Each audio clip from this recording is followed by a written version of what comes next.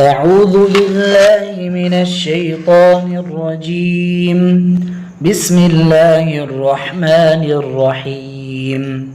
لا أقسم بهذا البلد وأنت حل بهذا البلد ووالد وما ولد لقد خلقنا الإنسان في كبد أيحسب أن لن يقدر عليه أحد يقول أهلكت مالا لبدا أيحسب أن لم يره أحد ألم نجعل له عينين ولسانا وشفتين وهديناه النجدين فلاقتحم العقبة وما أدراك ما العقبة فك رقبة أو إطعام